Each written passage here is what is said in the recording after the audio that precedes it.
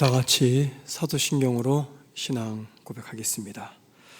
전능하사 천지를 만드신 하나님 아버지를 내가 믿사오며 그 외아들 우리 주 예수 그리스도를 믿사오니 이는 성령으로 잉태하사 동정녀 마리아에게 나시고 본디오 빌라도에게 고난을 받으사 십자가에 못 박혀 죽으시고 장사한 지 사흘 만에 죽은 자 가운데서 다시 살아나시며 하늘에 오르사 전능하신 하나님 우편에 앉아 계시다가 저리로서 산 자와 죽은 자를 심판으로 오시리라.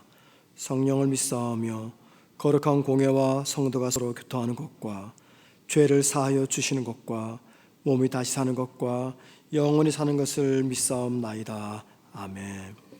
찬송가 73장 찬양하겠습니다. 73장입니다.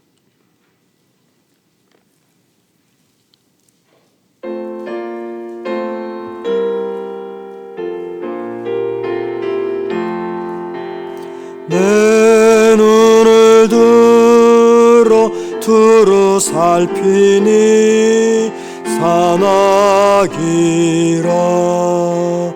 날 돕는 구원 어디서 오나 그 어디서 하늘과 땅을 지은 여호와 날 도와주시 확실하도다.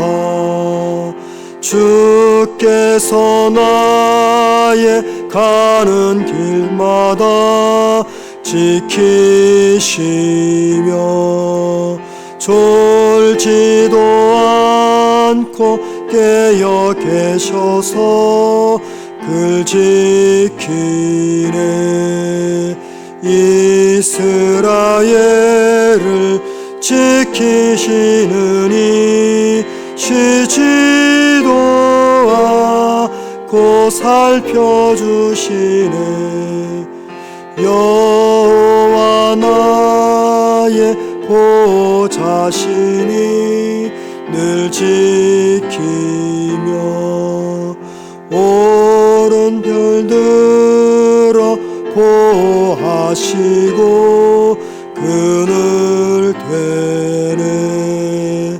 낮에는 해가 상치 못하며 또 밤에 달이 해치 못하네.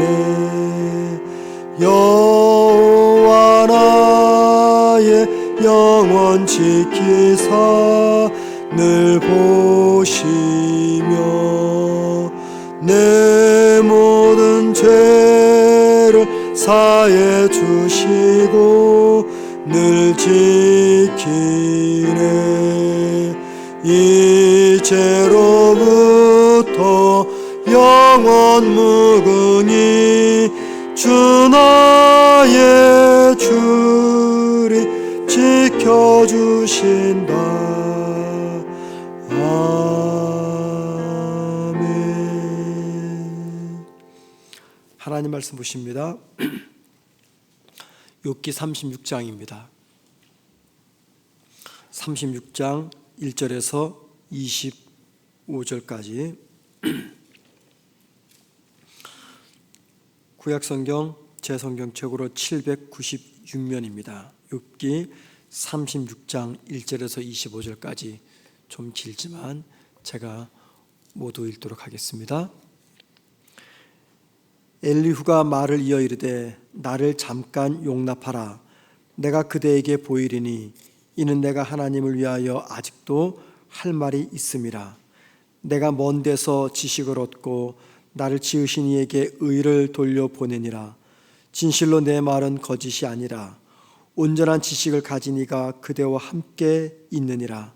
하나님은 능하시나 아무도 멸시하지 아니하시며 그의 지혜가 무궁하사 악인을 살려두지 아니하시며 고난받는 자에게 공의를 베푸시며 그의 눈을 의인에게서 떼지 아니하시고 그를 왕들과 함께 왕자에 앉히사 영원토록 존귀하게 하시며 혹시 그들이 족쇄에 매이거나 환난의 줄에 얽혔으면 그들의 소행과 악행과 자신들의 교만한 행위를 알게 하시고 그들의 귀를 열어 교훈을 듣게 하시며 명하여 죄악에서 돌이키게 하시나니 만일 그들이 순종하여 섬기면 형통한 날을 보내며 즐거운 해를 지낼 것이요 만일 그들이 순종하지 아니하면 칼에 망하며 지식 없이 죽을 것이니라.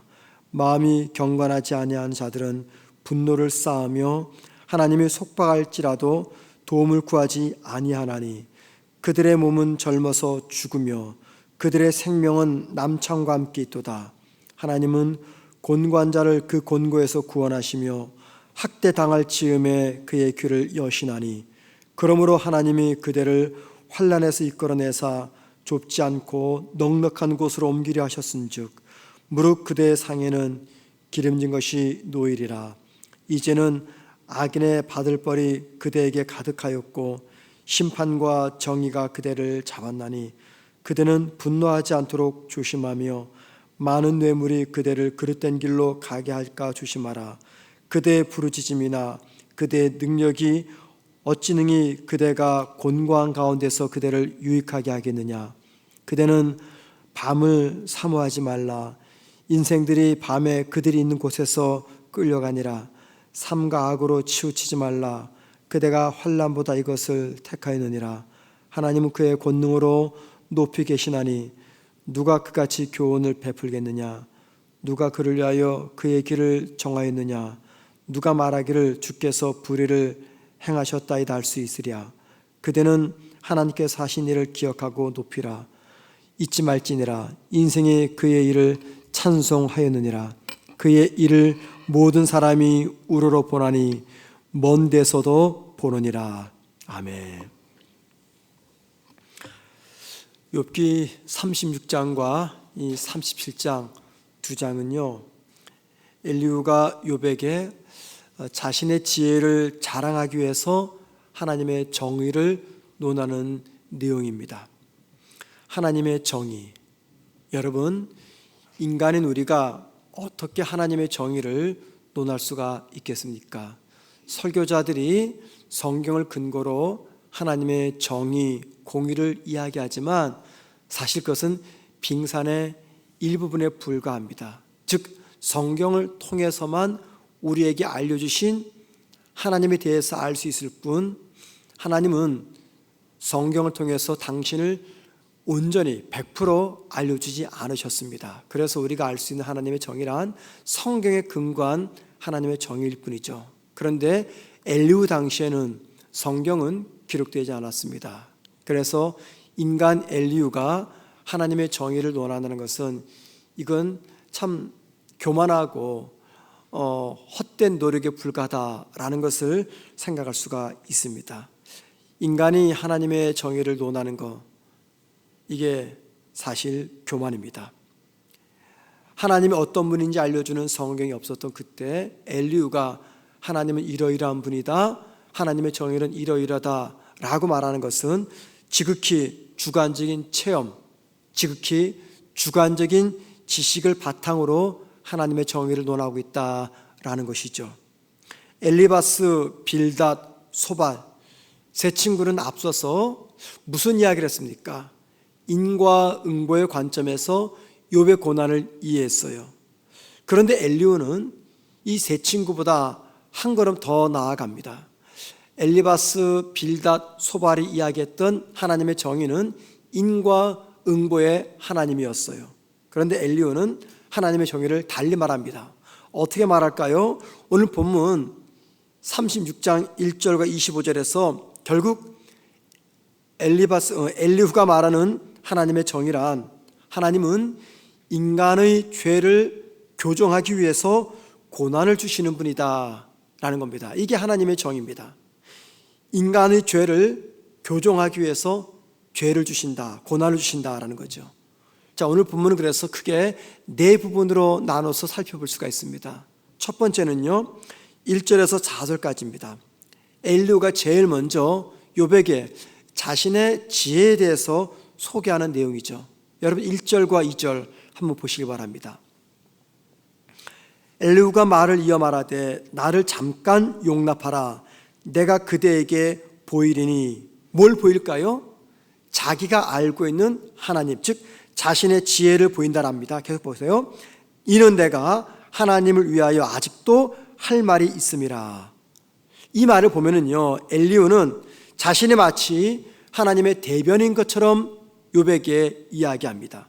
그리고 엘리후는 자신의 지식은 진실하고 완벽한 것으로 착각하고 있어요. 우리는 1절과 2절에서 이 엘리후의 문제가 무엇인지를 확인할 수가 있습니다.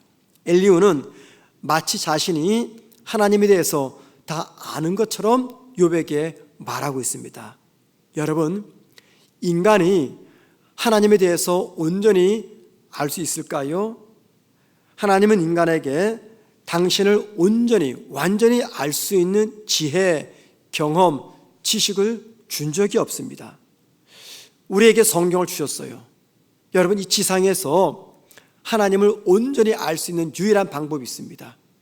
그건 성경뿐입니다. 우리의 체험, 우리의 지식, 우리의 경험은요, 어찌 보면 빙산의 일부분이고 지극히 주관적이고 그래서 대단히 위험합니다. 성경을 제쳐놓고 하나님은 이러이러한 분이다 라고 말하는 것은 굉장히 위험한 일이죠. 그래서 사실 저도 설교하는 설교자이지만 설교자 중에서 가장 위험한 설교자는 성경 이야기 말고 자신의 경험, 체험을 주로 풀어내는 설교자입니다. 그런데 여러분, 성경마저도 하나님을 100% 어떤 분인지 알려주지 않습니다. 이 말 잘 이해하셔야 됩니다. 성경을 통해서 우리가 하나님을 알 수 있습니다. 우리가 살고 있는 지상에서 하나님을 가장 정확히 알 수 있는 유일한 방법은 성경뿐이에요. 하지만 여러분, 그럼에도 불구하고 성경을 통해서는 하나님을 100% 완벽히 알 수가 없습니다. 온 우주 만물을 창조하신 우리의 생각보다 크신 그 하나님을 어찌 성경 66권만으로 100% 알 수가 있겠습니까? 단 이 땅에서 하나님은 당신을 온전히 알 수 있는 유일한 방법, 최대의 방법이 성경을 주셨지만 그 성경을 가지고도 하나님을 100% 알 수가 없다. 왜? 크신 하나님을 성경에 다 담아낼 수가 없기 때문이죠. 성경도 하나님에 대해서 100% 모든 것들을 말하지 않고 있습니다. 성경은 우리 수준에서 하나님을 이해할 만큼만 하나님에 대해서 계시해 놓으셨어요. 우리가 알 수 있는 것만큼만.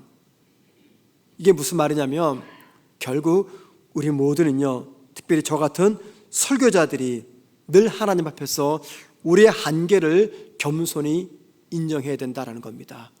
우리는 하나님을 온전히 알 수 있습니다. 우리가 하나님을 알 수 있는 방법은 성경만큼만 알 수가 있다, 그 말입니다. 그런데 성경도 기록되기 전 구약시대 때 마치 하나님을 다 아는 것처럼 하나님의 대변자처럼 말하는 이 엘리후가 얼마나 교만한 인생인가라는 것을 볼 수가 있는 거죠. 자, 두 번째 말씀은 5절과 7절입니다. 엘리후가 아주 강하게 강조하는 것이 있어요. 그게 뭐냐면 하나님은 반드시 선과 악을 심판하는 분이시다라는 겁니다. 지금 엘리후가 뭘 말하냐면 하나님이 악인은 멸하시고 의인은 보호하신다, 이걸 말씀해요. 그런데 여러분, 엘리후의 이 말은요, 틀린 말이 아닙니다. 맞는 말이죠. 맞는데 모두 맞는 게 아니라 어느 부분만 맞는 말이다라는 겁니다. 인간을 향한 하나님의 섭리는요, 엘리후가 이해한 것보다 더 크고 위대하기 때문에 예외적인 일들이 참 많습니다. 그래서 하나님의 섭리에 따라서 욥과 같은 의인이 고난당할 수가 있고 악인이 형통할 수 있다라는 겁니다. 그렇기 때문에 정말 지혜로운 사람은요, 잘 들으셔야 됩니다. 다른 사람의 고난과 슬픔과 아픔을 가지고 그 사람의 도덕적 삶, 윤리적 삶을 함부로 평가해서는 안 된다는 겁니다. 우리가 굉장히 빠질 수 있는 위험한 함정이죠. 누군가의 고난과 슬픔과 아픔을 경험할 때 우리 제일 먼저 그 사람이 얼마나 큰 죄를 졌으면 저런 고난을 당할까 하면서 그 사람의 도덕적이고 윤리적인 삶을 함부로 평가합니다. 그러지 말아야 됩니다. 만약에 누군가가 고난을 만나서 힘들어한다, 그때 우리가 엘리후처럼 그 고난의 이유가 그 사람의 죄의 결과다라고 한다면 그것은 대단히 무서운 영적 폭력입니다. 그리고 하나님은 결코 그러한 폭력을 용납하지 아니하십니다. 어떤 경우에도 다른 사람의 고난을 인과응보나 혹은 보응신학으로 이해하지 말아야 됩니다. 자, 세 번째 말씀 8절에서부터 16절에서 엘리후는 이런 얘기를 합니다. 하나님 왜 인간에게 고난을 주시는 거냐? 하나님 인간에게 고난을 주시는 이유는 그 고난을 통해서, 즉 징계를 통해서 인간이 죄를 깨닫고 회개하도록 하기 위함이다 라고 이야기합니다. 여러분 9절과 10절 말씀 한번 보시기 바랍니다. 그들의 소행과 악행과 자신들의 교만한 행위를 알게 하시고, 교만한 행위를 알게 하시고, 뭘 통해서요? 고난 같은 징계를 통해서. 그 다음 보세요. 그들의 귀를 열어 교훈을 듣게 하시며, 그 다음 명하여 죄악에서 돌이키게 하시나니. 이게 무슨 말입니까? 왜 하나님이 인간에게 고난을 주시는지 아느냐? 그것은 그 고난의 징계를 통해서 인간이 지은 죄를 깨닫게 하고 회개하도록 하기 위해서이다. 그러니까 이게 무슨 말이에요? 결국 네가 지금 고난 당하는 것은, 네가 지금 징계를 받는 것은 너가 지은 죄가 있는데 그 죄를 회개하도록 하기 위해서 하나님이 고난을 주시는 것이다 라는 뜻입니다. 엘리바스, 빌닷, 소발은 여기 회개까지, 교정까지는 나가진 않았어요. 그냥 인과응보다 그랬는데 엘리후는 인과응보에서 교정의 단계까지 나아가고 있습니다. 엘리후의 이 말은요, 하나님이 욥에게 고난을 주시는 것은 그 고난을 통해서 죄의 길로 가는 욥을 징계해서라도 회복시키기 위해서다라는 거죠. 여러분, 엘리후의 말이 맞습니까? 틀립니까? 이 말이요, 일면은 맞습니다. 하나님은 당신의 사랑하는 자녀가 죄의 길로 걸어갈 때 고난이나 징계를 통해서 회복시키십니다. 그런데 여러분, 그럼에도 불구하고 우리가 당하는 모든 고난의 이유가 죄를 지은 결과라고 말할 수 없습니다.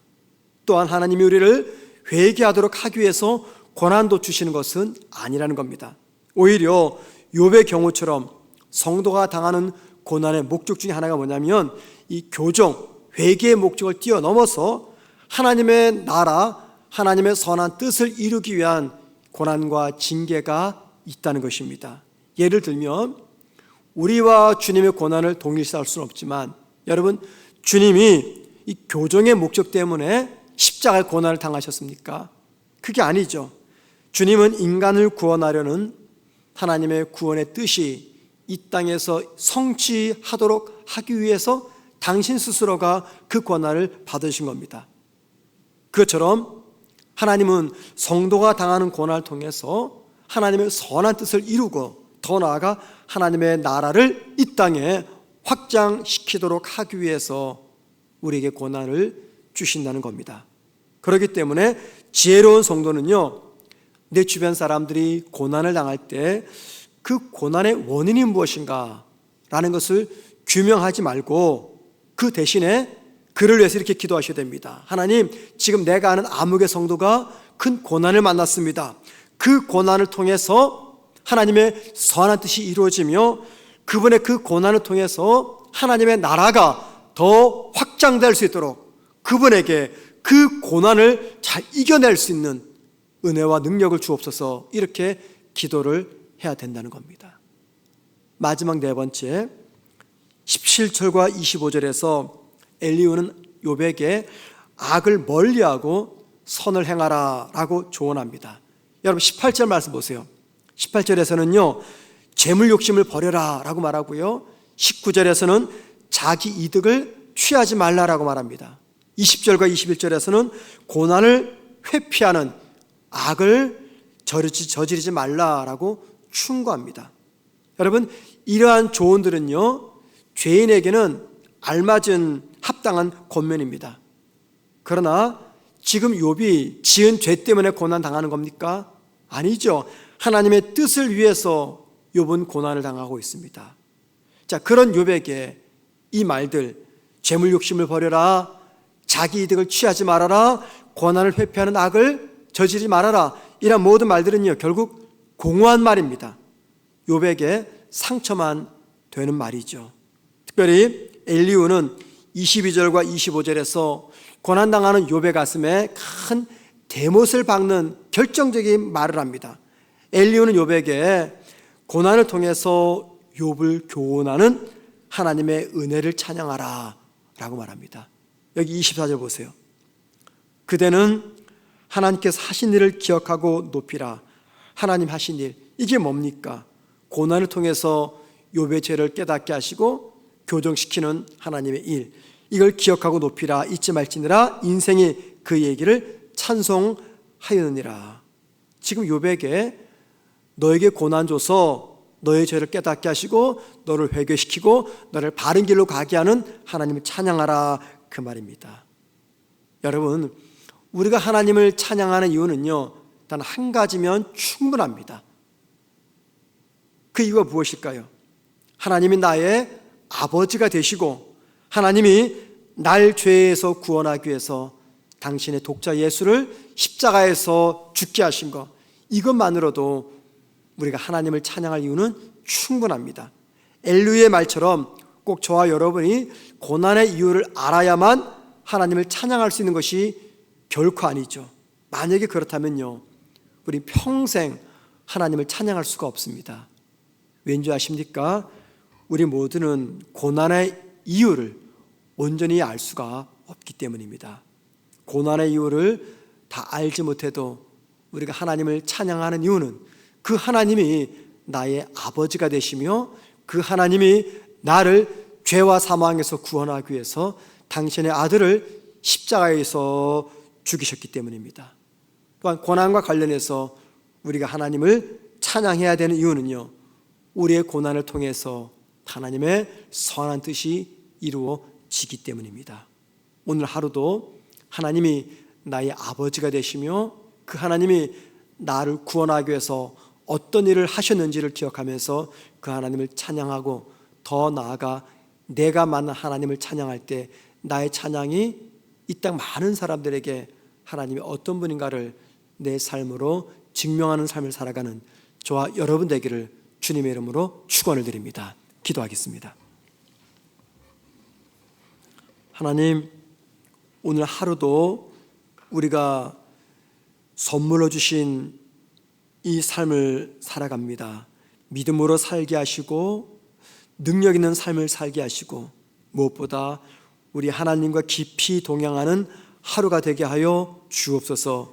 우리 사랑하는 성문교회 신앙 공동체 모든 성도들, 어린 아기부터 연세 많으신 노년에 이르기까지 모든 성도들이 오늘 하루 건강하게 하시며 하나님과 동행하다가 이 땅의 많은 사람들에게 내가 만난 그 하나님을 증거하는 삶을 살아가게 하여 주옵소서. 오늘 하루 우리가 풀어내야 될 인생에 많은 숙제들이 있습니다. 하나님, 그 모든 것들 내 힘만으로 해결하지 아니하고 주님이 도우셔서 주의 은혜 가운데 문제가 풀리고 닫힌 문이 열리며 막힌 모든 환경들이 뚫어지는 귀한 은혜를 경험하는 우리 성도들 되게 도와 주옵소서. 이 새벽에 각자 기도 제목 가지고 나온 사랑하는 성도들이 있고 가정에서 온라인으로 이 새벽 기도에 참여한 성도들이 있습니다. 하나님, 우리 기도에 하나님 함께 하시사 주님께서 주시는 응답으로서 기쁨과 감격을 누리며 오늘 한 날 안에 우리 인생 전체가 하나님께 영광되는 삶을 살아가게 하여 주옵소서. 예수님의 이름으로 기도드립니다. 아멘. 하늘에 계신 우리 아버지여, 이름이 거룩히 여김을 받으시오며 나라의 임하옵시며 뜻이 하늘에서 이루어진 것 같이 땅에서도 이루어지리이다. 오늘날 우리에게 일용할 양식을 주옵시고 우리가 우리에게 죄 지은 자를 사하여 준 것 같이 우리의 죄를 사하여 주옵시고 우리를 시험에 들게 하지 마옵시고 다만 악에서 구하옵소서. 대개 나라와 권세와 영광이 아버지께 영원히 싸움나이다. 아멘. 기도하시겠습니다. 기도하실 때 주님의 마음으로 주님의 마음으로 이웃의 아픔과 상처를 긍휼히 여기게 하옵소서 기도하십시다. 고난의 이유를 따지는 것이 아니라 주님의 마음으로 이웃의 아픔과 상처를 긍휼히 여기게 하옵소서 기도하시고, 두 번째, 육신의 질병으로 고생하는 성도들이 있고요, 또 감기, 독감으로 고생하는 많은 성도들이 있습니다. 어린 아이들이 있습니다. 이분들이 속히 질병에서 회복시켜달라고 기도하시고, 세 번째, 오늘 수요예배를 드립니다. 수요예배를 통해서 많은 성도들이 하나님의 은혜를 누리게 하시며 말씀을 전하는 우리 정보영 강도사님을 성령께서 붙잡아 달라고 기도하신 다음에 자유롭게 개인 기도하시다가 돌아가시겠습니다. 기도하겠습니다.